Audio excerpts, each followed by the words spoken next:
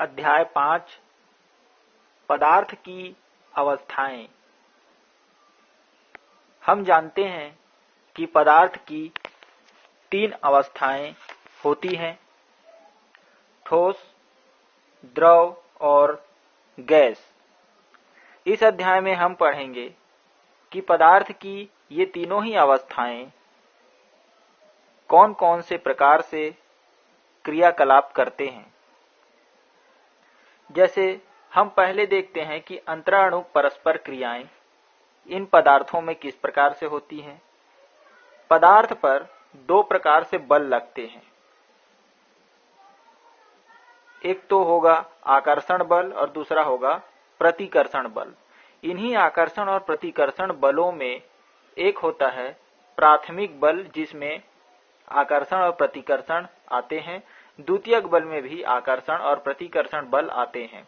इसीलिए कहा जा रहा है परस्पर क्रियाएं कि ये एक दूसरे से आपस में जुड़ने के लिए क्रिया करते हैं।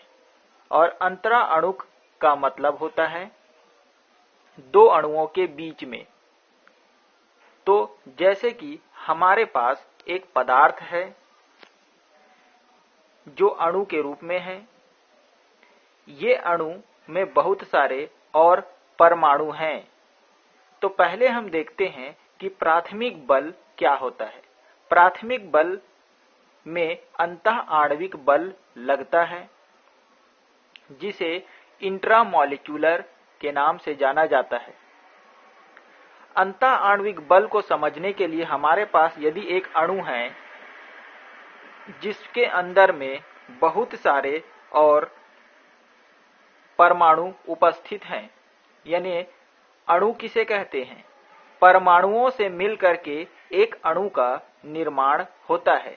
हो सकता है कि वह परमाणु अलग अलग प्रकार के हो सकते हैं।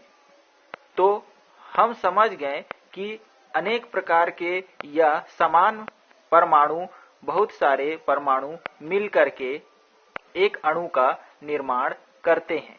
अब यदि इन्हीं परमाणुओं में से 2 या 3 परमाणुओं के बीच में यदि हम देखते हैं कि किस प्रकार से बल लगता है, उसके लिए हम लेते हैं एक परमाणु, फिर दूसरा परमाणु, फिर तीसरा परमाणु और इस प्रकार से चौथा परमाणु भी ले लेते हैं। इनमें से कोई 2 परमाणु ऐसे होंगे जिनके बीच में आकर्षण प्रतिकर्षण का बल लगेगा, और कुछ परमाणु ऐसा होगा जिसमें केवल आकर्षण का बल लगेगा, या कुछ परमाणु ऐसे भी होंगे जिसमें प्रतिकर्षण, केवल प्रतिकर्षण का ही बल लगेगा। तो इस प्रकार से हम देख रहे हैं कि प्राथमिक बल किसी पदार्थ में किस प्रकार से लगता है। यानी किसी पदार्थ में यदि प्राथमिक बल लग रहा होगा तो इसका मतलब ये होगा कि उस पदार्थ के एक ही अणु में रहने वाले परमाणुओं के बीच में लगने वाला आकर्षण या प्रतिकर्षण बल को हम उस पदार्थ में प्राथमिक बल के नाम से जानते हैं। अब हम देखेंगे द्वितीयक बल क्या होता है।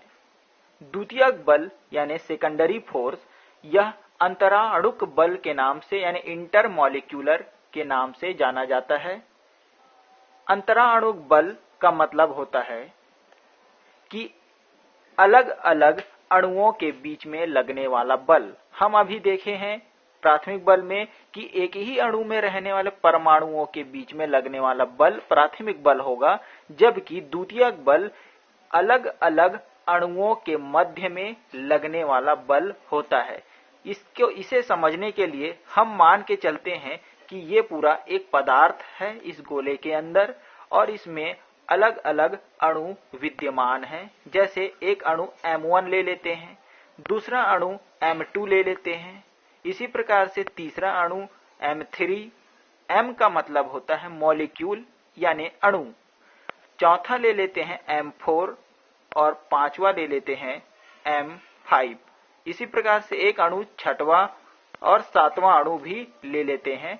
इस प्रकार से हमारे पास एक पदार्थ है जिसमें 7 प्रकार के अणु विद्यमान हैं और ये एक पदार्थ है जिसमें अलग अलग प्रकार के अणु हैं। तो पदार्थ के अणुओं के बीच आपस में आकर्षण व प्रतिकर्षण की परस्पर क्रियाएं होती रहती हैं। इनमें से आकर्षण बल ही अधिक प्रभावी होते हैं। अब यदि इनमें से कोई 3 अणु को लेकर के हम आगे बढ़ें तो पहला अणु हम ले लेते हैं M4 और दूसरा अणु ले लेते हैं M6, तीसरा अणु ले लेते हैं M2। इस प्रकार से अब हम देखते हैं कि M4 और M6 के बीच में जो बल लग रहा है वो आकर्षण बल हो रहा है और M6 और M2 के बीच में बल लगे रहे हैं वो प्रतिकर्षण बल है। तो इस प्रकार से एक ही पदार्थ में जो अलग अलग अणु हैं उसके बीच में आकर्षण और प्रतिकर्षण का बल लग रहा है, तब इसे हम अंतराअणुक बल के नाम से जानते हैं। तो द्वितीयक बल अब हम देख चुके हैं कि द्वितीयक बल क्या होता है। द्वितीयक बल का मतलब है एक पदार्थ में रहने वाले अलग अलग अणुओं के बीच में जो आकर्षण और प्रतिकर्षण बल लगेगा उसे हम द्वितीयक बल या अंतराणुक बल या इंटरमॉलिक्यूलर बल के नाम से जानते हैं। और प्राथमिक बल में हम देखे हैं कि एक पदार्थ होगा, उसमें एक ही अणु के भीतर अलग अलग परमाणु होंगे, ना कि अणु। तब उनके बीच में जो आकर्षण और प्रतिकर्षण बल लगेगा उसे हम प्राथमिक बल के नाम से जानेंगे। अब हम देखते हैं कि इन्हीं अणुओं के बीच में किस प्रकार के और कौन कौन से परस्पर क्रियाएं होती हैं। जैसे इनमें से एक है द्विध्रुव अंतराकर्षण यानी डाइपोल डाइपोल इंटरैक्शन। द्विध्रुव का मतलब होता है 2 ध्रुवों वाला। एक अणु होगा जिसमें 2 ध्रुव होंगे। जैसे यदि A एक अणु है तो उसका एक ध्रुव धनात्मक होगा, दूसरा ध्रुव ऋणात्मक होगा। तो इसी को कहा जा रहा है 2 अणु के बीच में ये आकर्षण और प्रतिकर्षण का बल लगेगा। जैसे एक और ले लेते हैं यहाँ पर, तो ये जो धन आयन है ये ऋण आवेश वाले भाग को आकर्षित करेगा और धन आवेश वाले भाग को प्रतिकर्षित करेगा। तो इस प्रकार से ये पहला अणु है और ये दूसरा अणु है। तो इन दोनों अणुओं के बीच में अंतराकर्षण बल लग रहा है, इसलिए ये एक ध्रुव और ये दूसरा ध्रुव, तो ये 2 ध्रुव हो गए। यानी द्विध्रुव और द्विध्रुव के बीच में अंतराकर्षण हो रहा है, इसलिए इसे द्विध्रुव अंतराकर्षण कहा जा रहा है।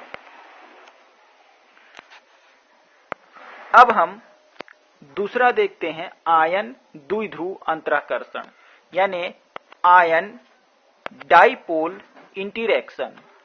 इसमें होता यह है कि एक आयन होता है। फॉर एग्जाम्पल के लिए यदि हम ये आयरन पॉजिटिव चार्ज ले लें तो यह आयन एक द्विध्रुव यानी कि एक अणु में उपस्थित ऋण आयन और धन आयन, ये 2 ध्रुव हैं, इसलिए इसे द्विध्रुव कहा जा रहा है। तो ये जो है इसकी ओर आकर्षित होता है, इसलिए ये हो गया आयन और ये हो गया द्विध्रुव। तो आयन द्विध्रुव अंतराकर्षण यानी आकर्षण और प्रतिकर्षण का बल, तो इसलिए इसे कहा जा रहा है आयन द्विध्रुव अंतराकर्षण। अब हम तीसरा देखते हैं आयन प्रेरित द्विध्रुव अंतराकर्षण। आयन यानी कि जो इसी प्रकार से हम अभी आयरन का एग्जाम्पल लिए थे, इसी को आगे बढ़ाते हैं। यदि ये आयरन है, ये धन आयन है, यदि तो प्रेरित द्विध्रुव का मतलब है कि ये जो एक द्विध्रुव होगा इस प्रकार से जिसमें ऋण आयन और धन आयन होगा। तो आयन और प्रेरित द्विध्रुव अंतराकर्षण का मतलब है कि आयन के समीप में उपस्थित होने के कारण जो अध्रुवीय यौगिक है, शुरू में ये जो यौगिक था वो अध्रुवीय था, यानी इसके पास कोई भी ध्रुव नहीं था, ना धन आवेश था ना ही ऋण आवेश था। लेकिन जैसे ही ये धन आयन इसकी ओर आगे बढ़ता है, यानी अध्रुवीय यौगिक की ओर आगे बढ़ता है, तब इसमें ध्रुवणता यानी धनायन ऋणायन का गुण उत्पन्न हो जाता है। इसलिए इसे कहा जा रहा है आयन। और फिर ये जो है प्रेरित होने के कारण से इसमें ध्रुवणता उत्पन्न हुआ है, इसलिए इसे प्रेरित द्विध्रुव कहा जा रहा है। और इस प्रकार से इन दोनों के बीच में जो अंतराकर्षण लग रहा है, इसे आयन प्रेरित द्विध्रुव अंतराकर्षण के नाम से जानते हैं। अब हम चौथा देखते हैं, द्विध्रुव प्रेरित द्विध्रुव अंतराकर्षण, यानी डाइपोल इंड्यूस्ड डाइपोल इंटरेक्शन। इसमें एक अणु होगा जो आवेश युक्त होगा और दूसरा होगा जिसके पास कोई आवेश नहीं होगा। तो होगा ये कि जैसे ही ये इसकी तरफ आगे बढ़ता है, तब इसने अपने आवेश की मात्रा बढ़ा के इसको अपनी ओर आकर्षित करता है, और इस प्रकार से प्रेरित होने के कारण से इसमें भी ऋण आवेश और धन आवेश का गुण उत्पन्न हो जाता है। तो ये हो गया आवेश युक्त द्विध्रुव, और ये प्रेरित होने के वजह से इसमें आवेश उत्पन्न हुआ, इसलिए प्रेरित द्विध्रुव। अब इनके बीच में जो लग रहा है, इसे द्विध्रुव प्रेरित द्विध्रुव अंतराकर्षण के नाम से जाना जाता है।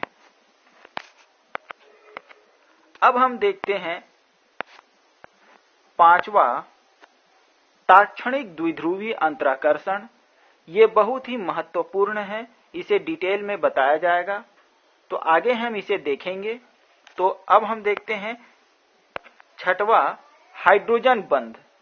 हाइड्रोजन बंध का मतलब है जिसमें हाइड्रोजन बॉन्ड बनेगा।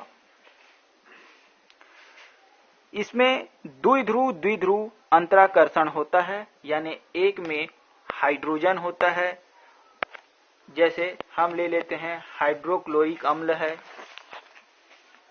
ये क्लोरीन है, और इनके बीच में बॉन्ड है। तो ये ऋण आयन है और ये धन आयन है, तो ये द्विध्रुव है।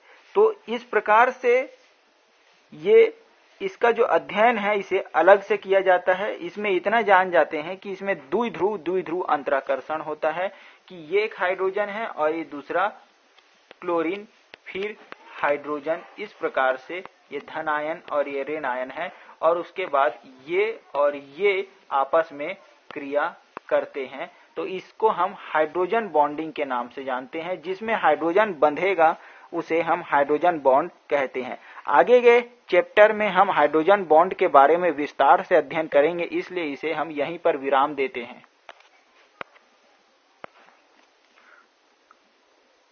जैसे हम अंतराणु परस्पर क्रियाओं को अब विस्तार से समझें, तो सबसे पहले हम शुरू करेंगे वो रहेगा ताक्षणिक द्विध्रुवीय अंतराकर्षण। जैसा कि मैं बताया हूं कि अभी ताक्षणिक द्विध्रुवीय अंतराकर्षण, जिसे हम लंदन बल के नाम से जानते हैं। जितने भी अभी हमने अंतराकर्षण बल देखे हैं, उन सभी में अंतराकर्षण प्रभाव भी अध्रुवीय के समान जैसे अणु होते हैं H2, O2, N2, इनके बीच में आकर्षण की व्याख्या नहीं करता है, और न ही एक परमाणुक आदर्श गैस जैसे हीलियम, नियॉन,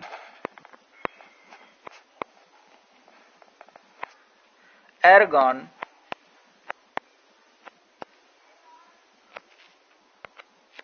इनके मध्य में आकर्षण स्पष्ट हो पाता है।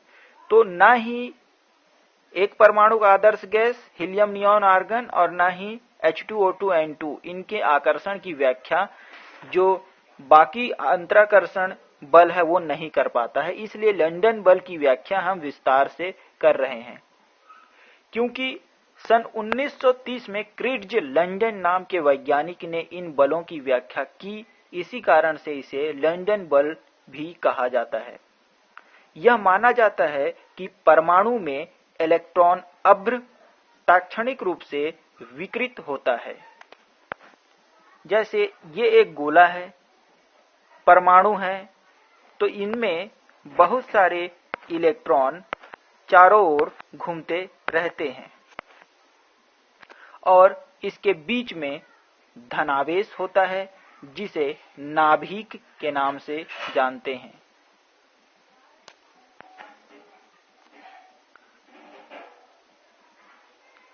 तो इसमें तात्क्षणिक रूप से जब विकृत होता है, इसके क्षण भर के लिए ही द्विध्रुव बन जाता है। इसमें एक भाग धनावेश और दूसरा भाग ऋण आवेश युक्त हो जाता है। तो हम ये एक परमाणु ले लिए, अब दूसरे परमाणु में भी उसी प्रकार से इलेक्ट्रॉन देख रहे हैं, चारों ओर घूमता हुआ नजर आ रहा है। तो इसके भी बीच में एक धनावेश होगा जो प्रोटॉन का कार्य करेगा। अब ये क्या है? ये सभी हम देख रहे हैं वो इलेक्ट्रॉन हैं जो चारों ओर घूम रहे हैं। अब ये ले लेते हैं अणु A और ये दूसरा ले लेते हैं अणु B। ये दोनों ही प्रेरित द्विध्रुव युक्त हैं, यानी द्विध्रुव उत्पन्न इसमें किया गया है। अब यदि ये दोनों एक दूसरे के नजदीक आएंगे, दोनों ही अणु एक दूसरे के नजदीक आएंगे, तब उसके लिए हम दो गोले यानी दो ये अणुओं का आकार में परिवर्तन आ जाता है और इस प्रकार से इनके जो इलेक्ट्रॉन हैं कुछ इस प्रकार से एक साइड में व्यवस्थित होना शुरू हो जाते हैं और इनके जो धनावेश भी है वो एक साइड हो जाते हैं, यानी धन आयन और जो इलेक्ट्रॉन है यानी नाभिक और जो इलेक्ट्रॉन है वो अपने अपने हिस्से में चले जाते हैं। यानी पूरे परमाणु के गोले हिस्से में एक भाग इलेक्ट्रॉनों का हो जाता है और दूसरा भाग उस बीच के नाभिक यानी धन आवेश का हो जाता है। तो इस प्रकार से इसे हम द्विध्रुव और द्विध्रुव को हम प्रदर्शित करने के लिए एक तीर और उसे क्रॉस कर देते हैं।